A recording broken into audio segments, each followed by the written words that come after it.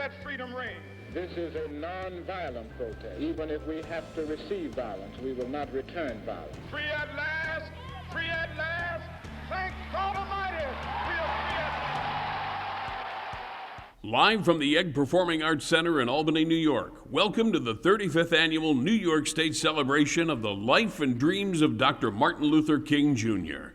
Here to present the invocation is Reverend Roxanne Jones Booth of the Riverview Missionary Baptist Church in Selkirk, New York. God of our weary years, God of our silent fears, Thou who hast brought us thus far on our way, God who has by thy sight led us into the light, keep us forever in thy path, we pray. God, we ask your presence as we celebrate the life and legacy of Dr. Martin Luther King, Jr. Lead us, let us rededicate ourselves to his ministry of teaching and his art of demonstrating love, peace, and understanding to the social conditions of all humankind. God, bless us to become more committed to improving the conditions of the poor and the oppressed people and all God's people as he did. Let us remember and practice his dedication to the strategy of nonviolence and his demonstration to remain identified as a Christian servant of God. We pray by your power to become more concerned about the plight of our country and with goodwill fight the system at every opportunity we have for justice among all God's children. God, let us continue, as did Dr. King, to plead the case for nonviolence in our world. We pray never to be bitter or indulge in hate, but to meet hate with love and physical weapons with the whole armor of God. We pray to work for the establishment of the beloved community for which he so eloquently preached, despite hearing the ugly discord of hate. Bless us to raise our voices in harmonies of hope, singing, "We shall overcome." Help us, God, to continue Dr. King's dream of bells of freedoms ringing out upon our country and justice rolling down like waters. Only then can love rule from sea to shining sea in this sweet land of liberty. Amen. Please welcome our MC this morning from WGRZ TV in Buffalo, Claudine Ewing.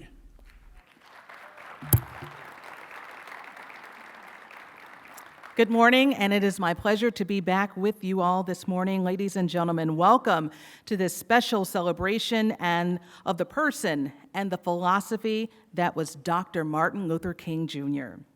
Today's event is coming to you from the Egg Performing Arts Center in Albany with the gracious support of the New York State Media Services Center. We are being seen on CUNY TV in New York City and the web in upstate New York. On behalf of everyone here, including my viewers in Buffalo, New York, we thank you for including us in your holiday celebration. And if you'd like to share your thoughts or images of this wonderful event, please share through social media using the hashtag NYSMLK. I'll repeat that, NYSMLK on all social media platforms. This year's commemorative theme for today, provided by the King Center in Atlanta, Georgia, is the beloved community, the fierce urgency of now. During his 1967 speech in April, Beyond Vietnam speech, Dr. King said, "We are now faced with the fact, my friends, that tomorrow is today. We are confronted with the fierce urgency of now. In this unfolding conundrum of life and history, there is such a thing as being too late. Procrastination is still the thief of time. Life often leaves us standing bare, naked, and dejected with a lost opportunity. The tide of the affairs of men does not remain at flood, it ebbs. We may cry out desperately for time to pause in her passage, but time is adamant to every plea and rushes on. Over the bleached bones and jumbled residues of numerous civilizations are written the pathetic words, "Too late." These words are a reminder to us that we must all act now to end injustice, educational and economic inequality, and hatred. At this time, I would like to introduce Reuben McDaniel III, Acting President and Chief Executive Officer, for the call to commemoration.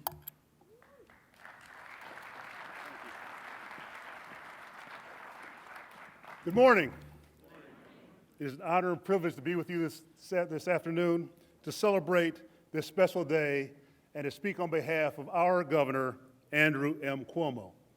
In my brief tenure as acting president and CEO of DASNY, I have been overwhelmed by a feeling of welcome. Less than 2 weeks ago, I had the honor of listening to the governor at his State of the State address. And in it, he said, "There is no place for hate in our state. We have zero tolerance for racism, discrimination, or ugly stereotyping. When someone attacks one of us, they attack each of us, and they attack all of us." In New York, we do stand united, and I'm proud to be standing here today representing a state that continues to take hold of steps toward equal opportunity, fighting for justice, equality, and social change. You heard a quote from a 1967 sermon from Dr. King. The lines after "too late" were, "There is an invisible book of life that faithfully records our vigilance or our neglect." I say it again. There's an invisible book of life that faithfully records our vigilance or our neglect. And today we have a choice to not be too late, to move past indecision to action, to stand against racism, to hate, and to speak our truth. And our truth is everyone is welcome in New York, just like I was welcome. Our truth is that while our nation may stand politically and socially divided, the united New York will face our problems honestly, work hard at it, and make meaningful improvement. As we celebrate Dr. King's contributions and accomplishments, let us remember the ideals that he exemplified and follow his example by helping and welcoming others to our state of New York. Let us live our truth. Enjoy your program, and thank you. Ladies and gentlemen, please welcome the 13th Chancellor of the State University of New York, Christina M. Johnson. Thank you. Good morning, and thank you so much for being here to join us for this annual Dr. Martin Luther King Jr. Memorial Observance. I'd like to first recognize Congressman Paul Tonko and Mayor Kathy Sheehan, who are here. And I'd like to thank Yvette Roberts, a SUNY team member who helped not only organize this event, but this is her 20th such event. And I'd like to thank all the performers and speakers here today. On behalf of the State University of New York, we are pleased to co-sponsor today's event. Joining me today is SUNY Provost Todd Larson and his wife Jennifer, Senior Vice Chancellor for Strategic Initiatives and Chief Diversity Officer Teresa Miller, University of Albany President Javidan Rodriguez, and President of the Student Assembly and Student Trustee Austin Ostro. A stronger, healthier nation requires us to embrace the diversity we've been blessed with as one of the most multicultural nations on earth, and to invest in the future of our voting young people. Because, as Dr. King said, the time is always right to do what is right. The State University of New York's creation in 1948 brought a space where minorities would find equal access to higher education opportunities regardless of race, religion, ethnicity, or economic status. And to this day, the principle that a public university welcomes all who are capable of benefiting from the opportunities it offers remains a central tenet of the mission of the State University of New York.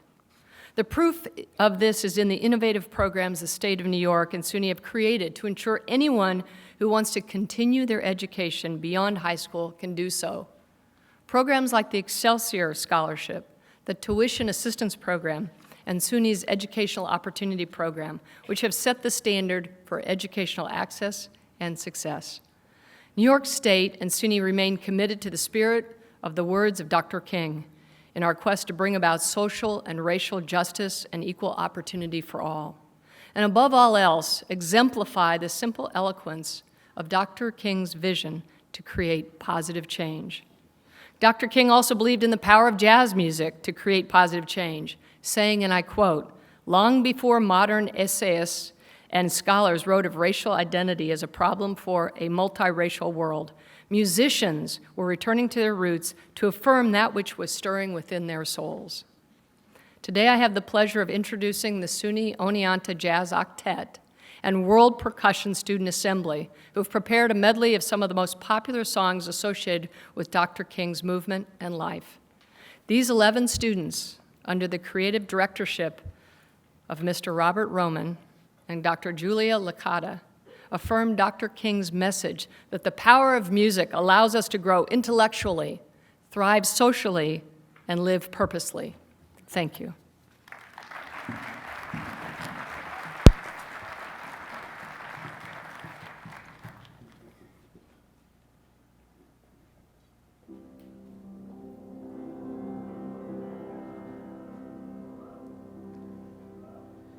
I've been buked and I've been scorned.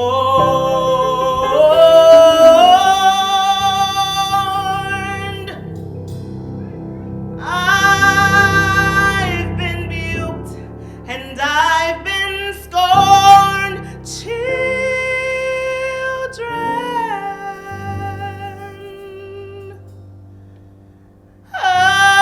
I've been buked and I've been scorned.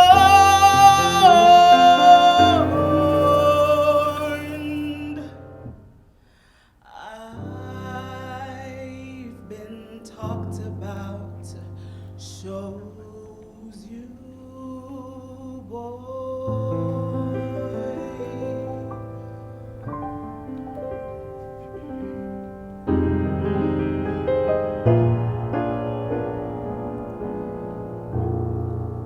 Once upon this planet Earth lived a man of humble birth, preaching love and freedom for his fellow man.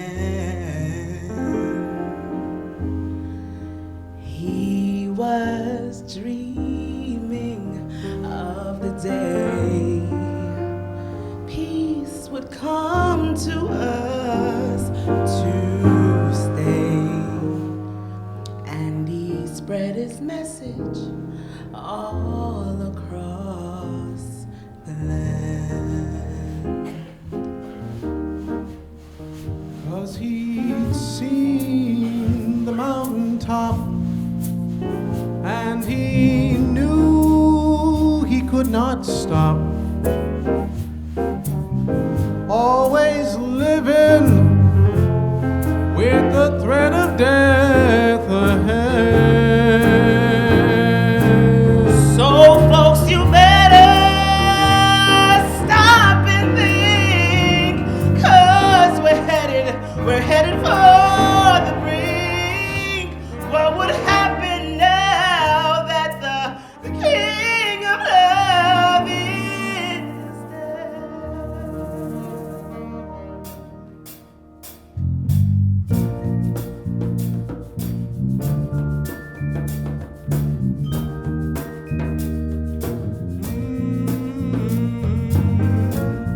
Has anybody here seen my good friend Abraham? Can you tell me where he's gone? He freed a lot of people, but it seems a good time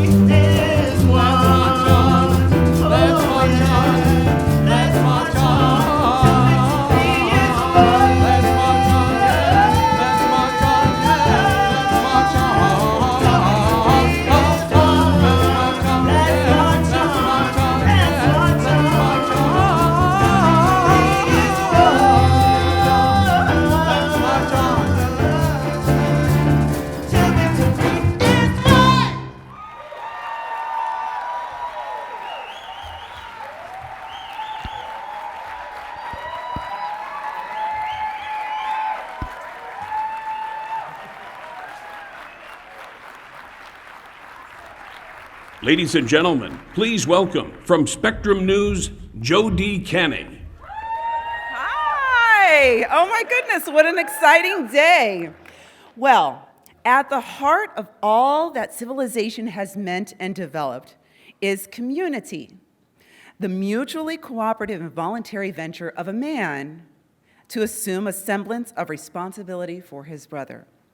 The Paul Robeson Theater, it's housed in the African American Cultural Center in Buffalo. It has been around since 1968, and through the arts, this organization, this small theater, really makes a huge difference in bringing together children, adults, and the community as a whole to lift up and enlighten people.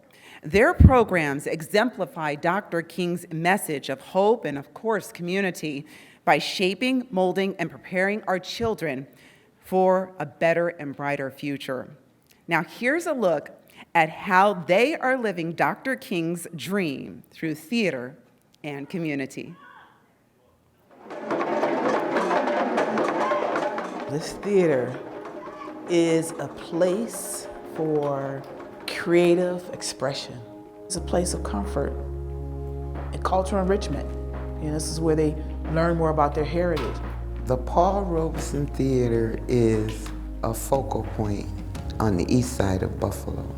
It's just an amazing place.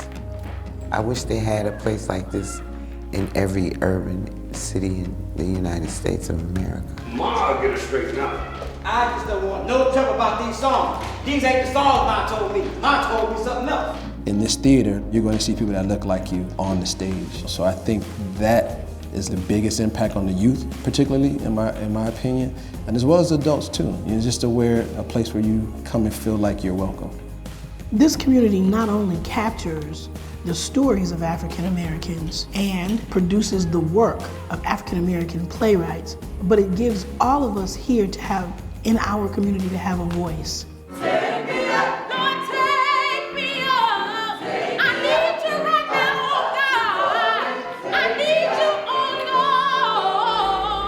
The stories that are told here at the Paul Robeson Theater are stories that look like and reflect the community.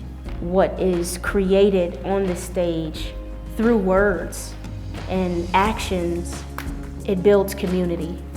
It opens perspectives. It makes you think. For the children, it helps to build their self-esteem. It helps them with their communication skills. The village model that we have, the importance of community and relying on each other to create friendships and relationships and to keep people on track of diversity and making sure that everybody has an opportunity to succeed.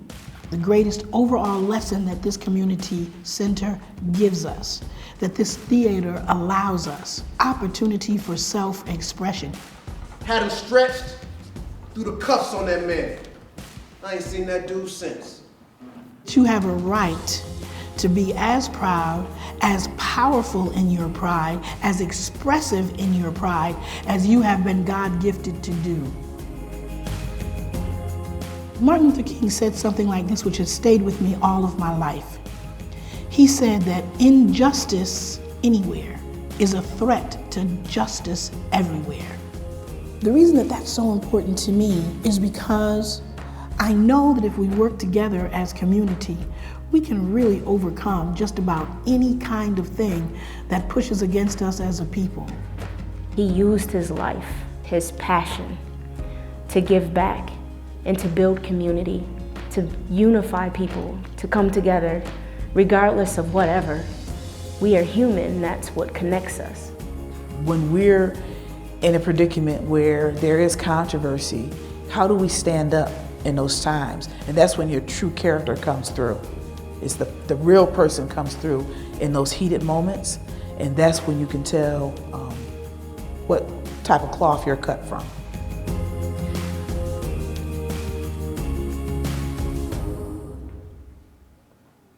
Would you please welcome, from WBLS in New York City, Community Affairs Director Bob Lee. Hello, hello, hello. You know, one of the greatest messages from Dr. King was the message of purpose. What can each of us do to make a difference? During a speech in 1967, Adam Clayton Powell Jr. made the strong statement about this. As a young slave boy stood one day before the greatest ruler of his day, and God said to Moses, "What's in your hand?" And Moses said, "Lord, I've only got a stick, and that's all." He said, "Well, let me use what's in your hand." And God said, well,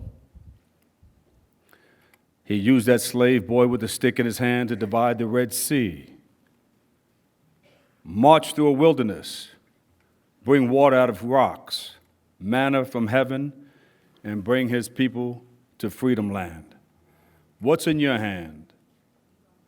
I ask all of you here today, what's in your hand and what can you do? And now it is my distinct pleasure to introduce to you the keynote speaker. This person is internationally respected. He's an inspirational, motivational speaker who has more than 20 years of success in political journalism, African-American historian, and creative writing consultant.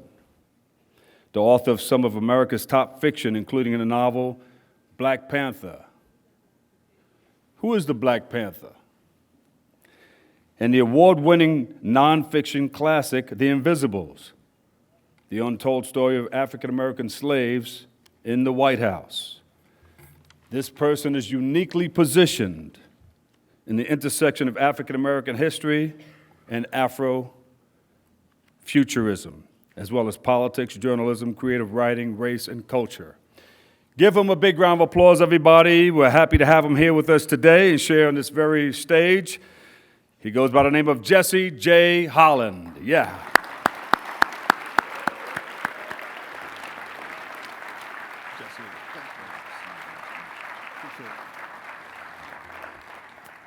Good morning. I bring you greetings from Washington, D.C., where I'm the Saturday host of Washington Journal on C-SPAN, which I know everyone watches at 7 o'clock on Saturday mornings, right? I also bring you greetings from the Library of Congress and librarian Carla Hayden, where I also serve as Distinguished Visiting Scholar in Residence at the John W. Kluge Center. Now, this is an unusual MLK Day for me because normally I am with my wife, Carol, and my children, Rita and Jamie, at the National MLK Monument in Washington, D.C., where we have been every year since it opened in 2011. And my wife is actually out there with my children right now. So the show goes on. But we take our children there to remind them that this day is not a day off. It is a day on. Because after we visit the monument, we start our volunteer activities.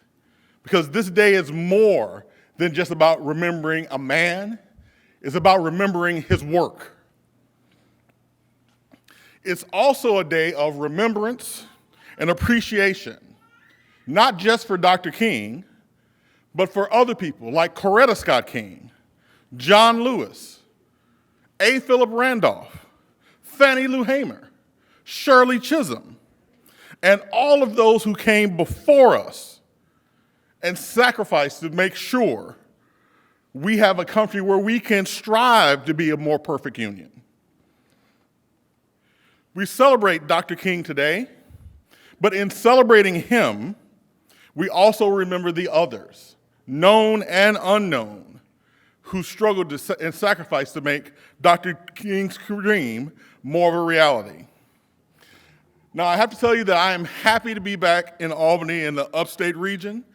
I actually lived here in 1999 and 2000, right on the Hudson River in Waterford, New York, near Lock Number 1. It was here I discovered that a rear-wheel drive, standard shift, sports car wasn't the best thing to drive in the snow. And you don't know how happy I was to see that the snow was here waiting for me when I got back yesterday. Because in DC, when we hear word of a snowflake, we head to the store, pick up bread and milk, and we hunker down until that snowflake goes away. We're not like Albany, where the show goes on. So we are here today to commemorate and celebrate the life of Dr. Martin Luther King Jr. on a day which I like to consider the informal beginning of Black History Month. Starting today through the end of February, the United States will celebrate and commemorate African American history, starting appropriately with Dr. King, but expanding to include other notable African Americans and their stories, including Albany's own Sergeant Henry Johnson, whose courage and skill earned him posthumously the Medal of Honor bestowed by President Barack Obama in 2015.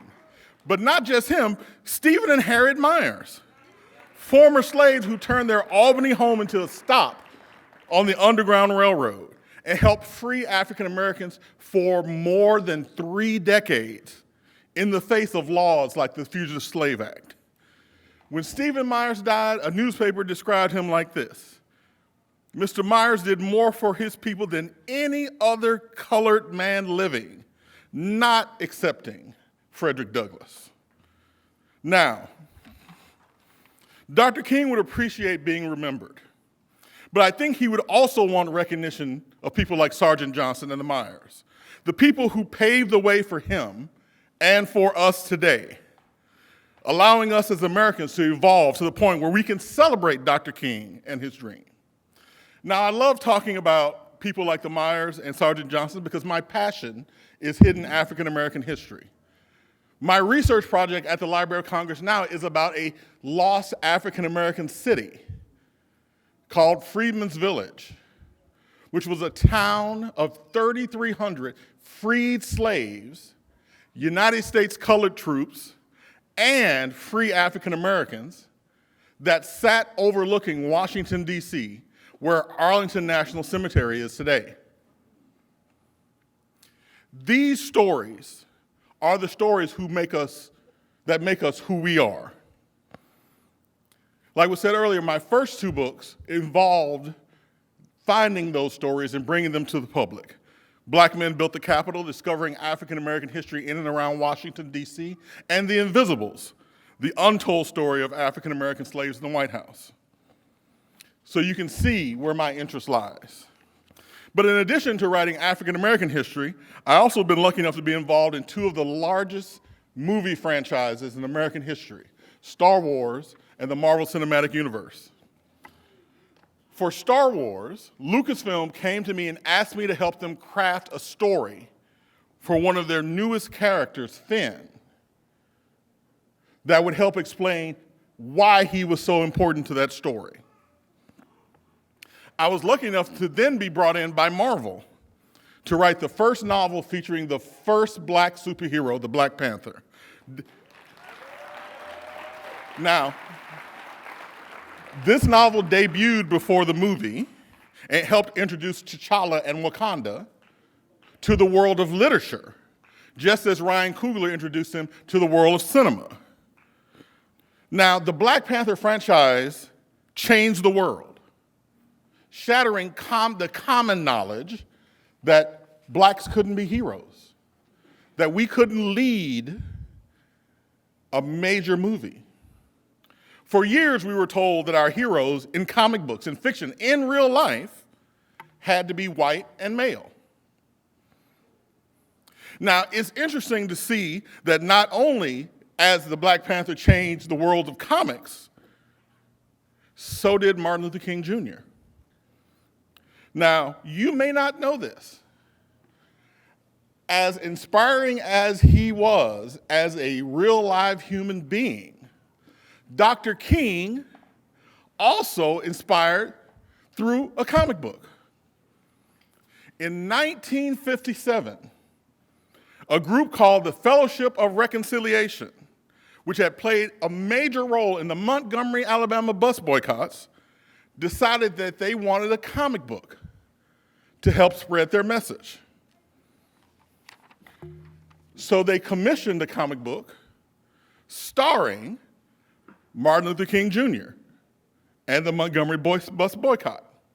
They printed 250,000 copies of this comic book, and they distributed it around the United States in bus stops, schools, churches, civil rights groups, anywhere that they thought Dr. King's message should be heard.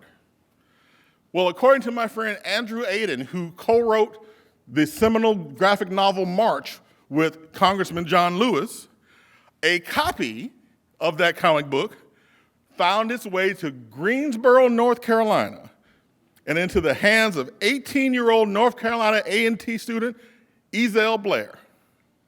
After reading it, Blair decided to show it to his roommate, Joseph McNeil.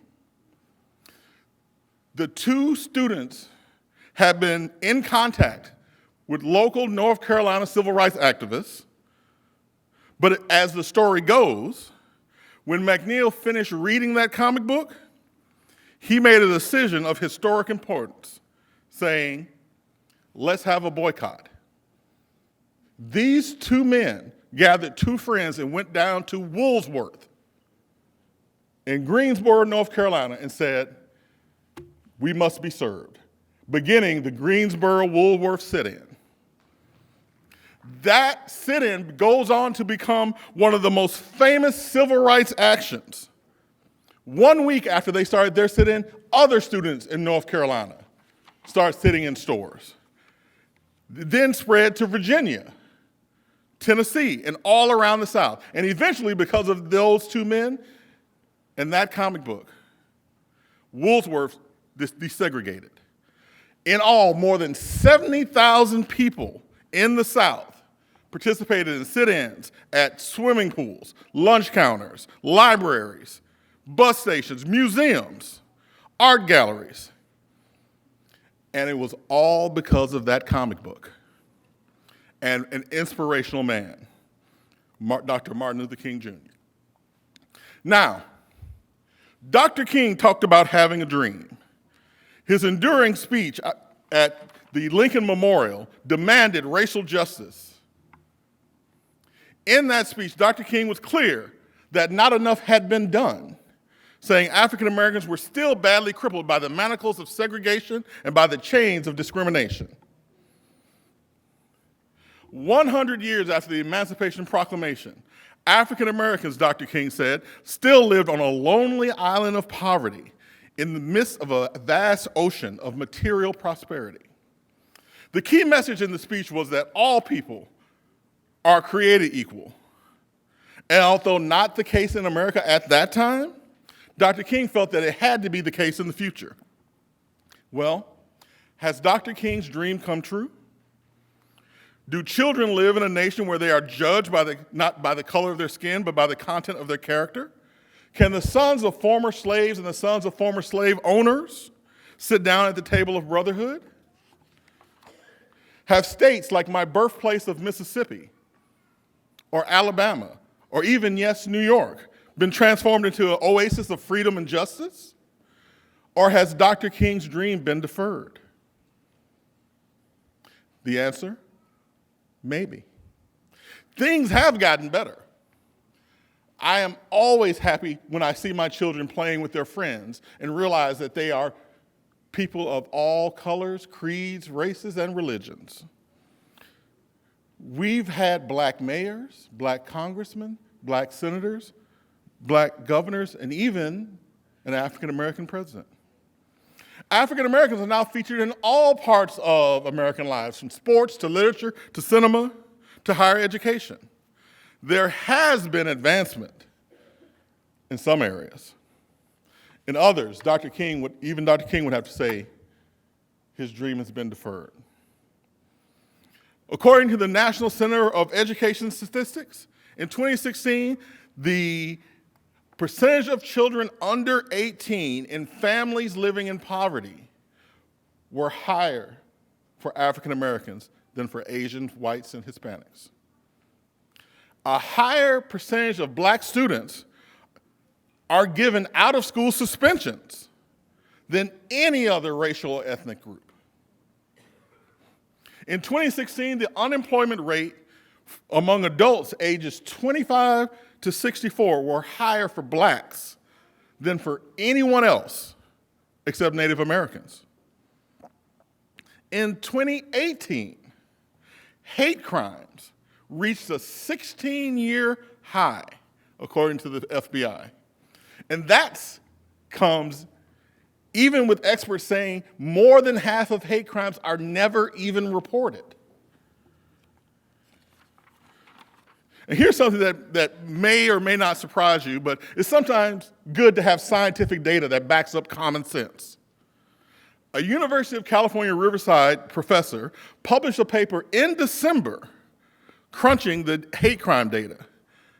And he found out that US counties that had the highest percentage of slaves 150 years ago are the same counties that have the highest percentage of hate crimes today.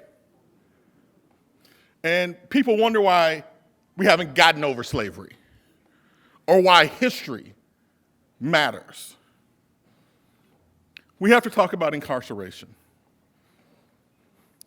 As a result of the 13th Amendment to the United States Constitution entering chattel slavery, America opened up a new form of involuntary servitude for those who had been convicted of a crime.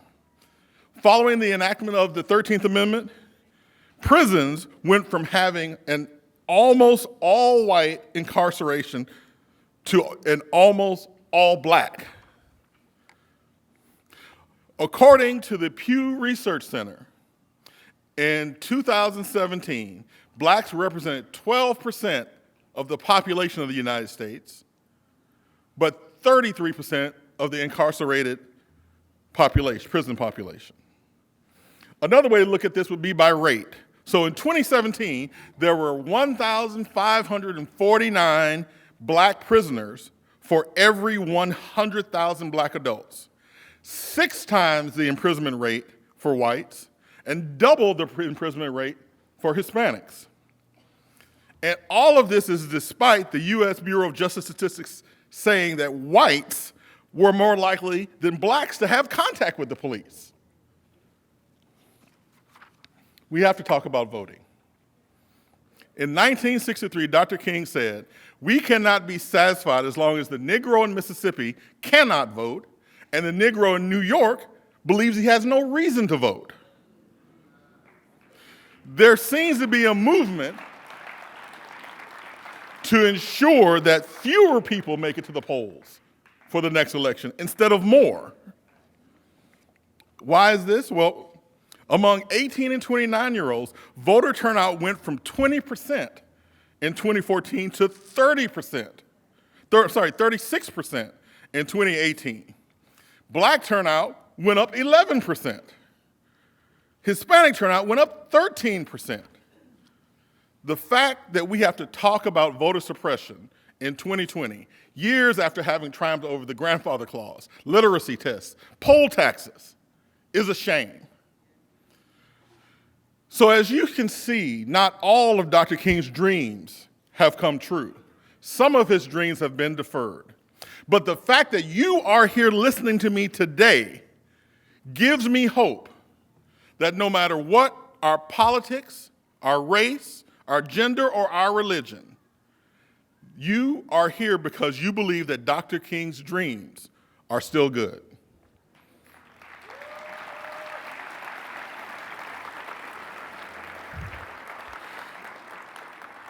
Even though we don't have Dr. King to lead us today, we still have men and women of character and courage willing to step up and take the reins of justice and morality and take the steps to lead us up toward Dr. King's mountaintop.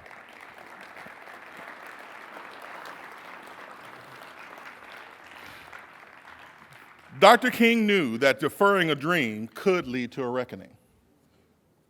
Deferred dreams have unintended consequences, innocent victims, and a legacy of betrayal.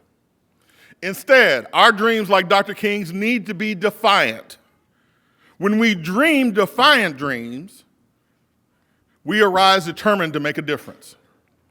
Dr. King said his dream was that one day our nation will rise up and live out the true meaning of its creed. We hold these truths to be self-evident, that all men are created equal.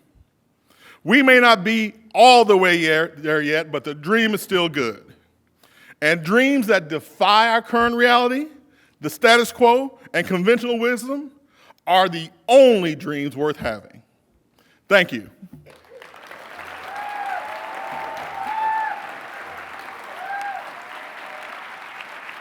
Once again, please welcome Claudine Ewing.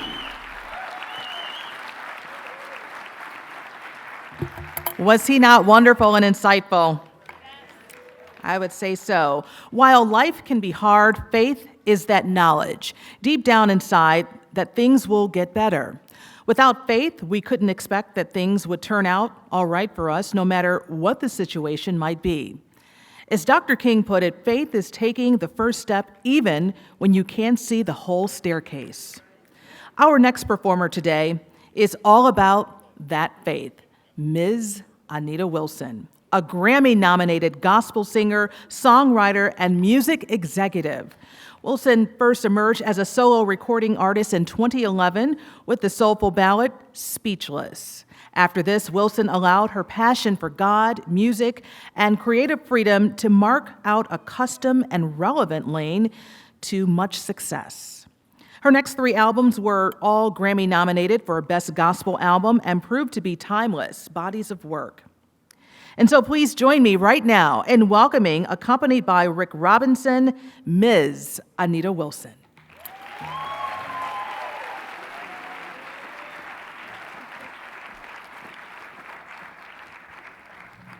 Good morning.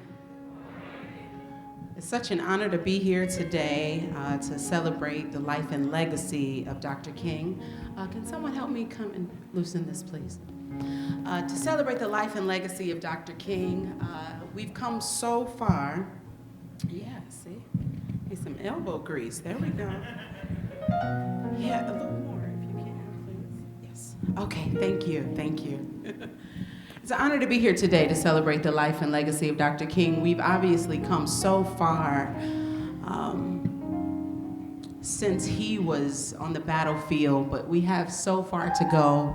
But as the gentleman just said, just the fact that we're here today says that his work was not in vain, and there are remnants and pieces of his dream that are being realized. And we thank God for the work that we've seen God doing down through the years. Are we grateful for that today? I'm grateful for that today.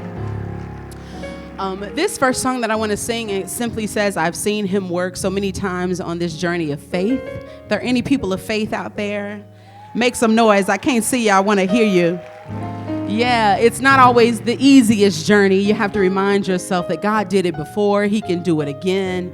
There's nothing too hard for him. And even though what I see is not matching up with what I'm believing God for, we serve the God who formed the mountains and the wind. He told the heavens where to begin. So whatever your situation you're facing that you think is too hard, it may be too hard for you, but nothing is too hard for God. Go on and say, I've seen him work.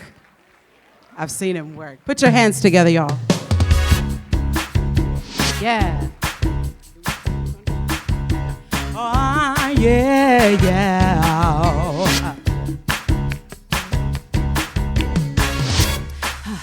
Sometimes you wonder why the troubles of life seem to weigh you down. Well, I found a friend that I highly recommend. He will stick closer than a brother, and he'll love you like no other, yeah. Even though what you see doesn't match what you believe, hold on, wait and see. Remember that God is working it out for you.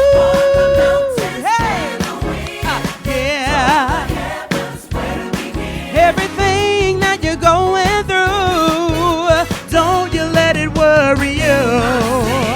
Yeah, hey, he's everything I need and more. Please allow me to encourage you to get ready for your breakthrough. Are you been waiting a long time, hey, to see all your prayers hopes and dreams become a reality. Well, let me encourage you. You do what you do, yeah. And just let God do the rest. It's a decision you won't regret, no. Even though what you see doesn't match what you believe. Oh, yeah. He's working it out for you. Hey! Yeah. Come on, clap your hands, everybody. Everything that you're going through, don't you let it worry you. Yeah. Hey! He's everything I need and more. Please allow me to encourage you to get ready for your breakthrough. Grab a hold. Don't you ever let go, no. God, He's in control. Oh, just grab a hold. Don't you ever let go. I've seen Him. Say it. I've seen Him. Hey, come on. Everybody say, I've seen Him work. Have you seen the Lord work in your life? It's all right to be a witness today. Hey, I've seen Him work. Hey, I'm reminded of a time, y'all, when I made some bad decisions. God pulled me out, oh, like only He could. When I felt like I was gonna lose my mind, He gave me a peace I couldn't explain if I tried. Hey, I remember a time when I felt like giving up, but I'm still standing. Oh, you're still standing. When my back was against the wall, oh, you rescued me and He set me free. Hey, He protected me, hey, from the trap of the enemy. He covered me. Yes, yeah. Woo. Whatever you need, God did it before. Oh, and I believe God is gonna do it again. There is nothing too hard for God, no. Just stand still and see His salvation. Hey, I've seen Him. Yes, I have. Yes, I have. Thank y'all. I have seen God working every day of my life. Sometimes we're waiting on like big miracles from God, right? Big stuff, or what people consider big things. But I honestly think it's something big that we woke up this morning, that we could put our feet out on the floor and we could feel Him. We could see, we could hear, we could bathe ourselves, we could choose what we wanted to wear today. It's cold outside. I don't know if anyone slept outside last night. I think we probably all had a roof over our head last night. Food in our bellies. Somebody to call us and say, hey, you doing okay? People to love us and care about us. We can get so used to God's blessing sometimes, but I'm here to tell somebody, everybody's story isn't like that. Somebody did sleep outside last night, and somebody doesn't know where their next meal is coming from. We serve a merciful God. We serve a God who loves us like nobody else even has the capacity to love us. I don't know if any worshipers are here today that you really love God with all of your heart. Yes. Don't be shy about it. Clap like you mean it. Clap like you love Jesus. Oh, I lift my hands in total adoration unto you. You reign on the throne, for you are God and God alone. Because of you, my cloudy days are gone. I can sing to you this song. I just want to say that I love you more than anything. I lift my hands in total adoration unto you. You reign on the throne, for you are God and God alone. Because of you, my cloudy days, they're all gone. I can sing to you this song. I just want to say that I love you more than anything. It's my favorite part right here. It says, you wrapped me in your arms. You were my shelter from the storm. When all my friends were gone, you were right there all alone. Wasn't he there? I've never known a love like this before. I just want to say that I love you more. Oh, I love you, Jesus. Yes, I do. I worship and adore you, yeah.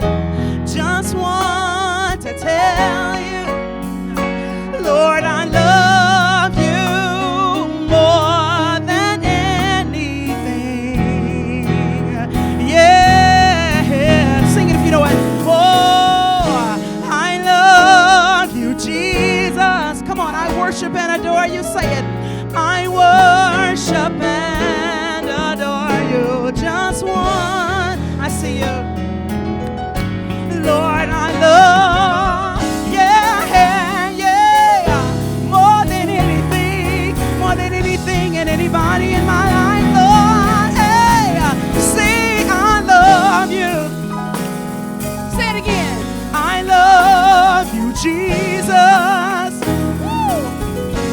I love you, Jesus. Hallelujah. I love you, Jesus. Oh, say this. Say, I need you, Jesus. I need you, Jesus. Come on, we're not too shy to say that. Come on, tell him I need you, Jesus. Yes, I do, yes, I do, yes, I do, yeah. Hey, say, can't make it without you. Can't make it without you. That's it, go on, praise him today, y'all. Can't make it without you. I would be a mess without your love, Lord. Hey, say I love you, Jesus. I love you, Jesus. Hey, yeah, say I need you. I need you, I need you, I need you, I need you. Hey, can't make it without you.